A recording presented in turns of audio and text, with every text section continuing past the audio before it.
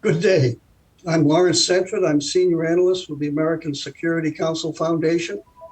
Our mission is to educate and engage Americans on issues of national security, economic security, and moral leadership. Our motto is peace through strength.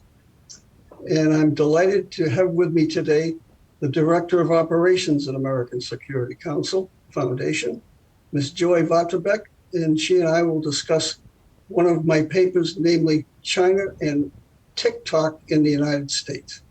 So, Joy, welcome. Thank you, Mr. Sanford.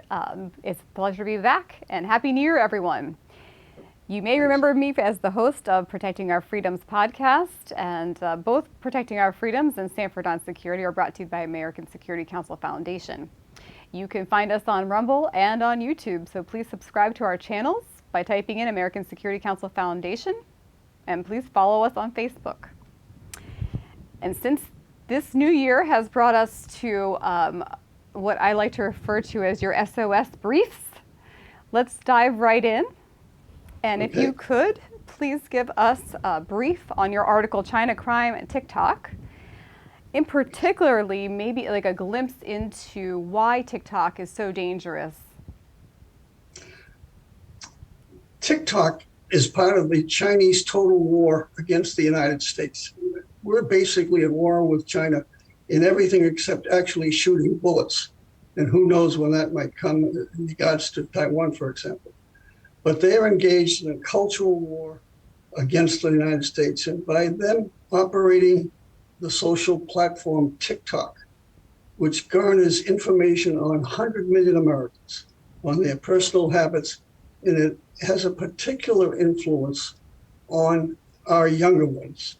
And it has an impact on our election results. And the thing about TikTok is that TikTok is running amok in America, doing whatever it wants to do. It is owned by a Chinese company called ByteDance, headquartered in China. And in China, every entity, that is human being, corporation, organization, church, whatever, is required by national law to act as an intelligence agency or agent or a spy for the government when so required. So there's absolutely no chance that the data collected by TikTok on Americans is not being collected by Chinese intelligence agencies. And another Chinese organization, WeChat. And I think the thing that is most concerning is we have no control over what they do with this data. We have no control over how they control TikTok.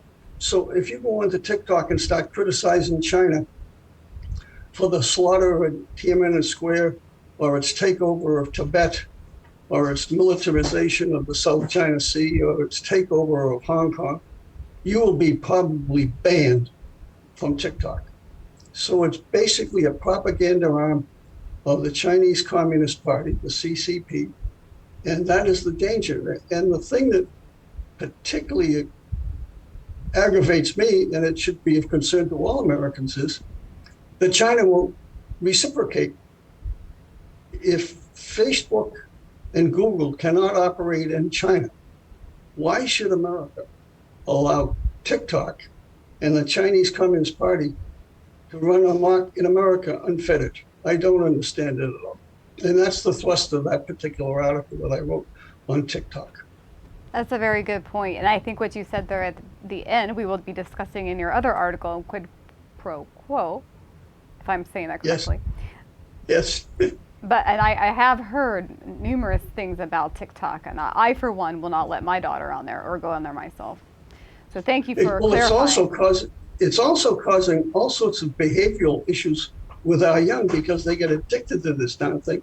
And of course, China, the Chinese equivalent of TikTok is called Douyin, and the Chinese government will not allow children to watch it at night.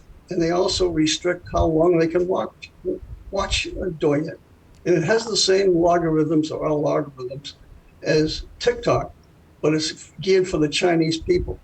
But in America, our young are addicted, and the logarithms are geared to gathering information and changing their social patterns.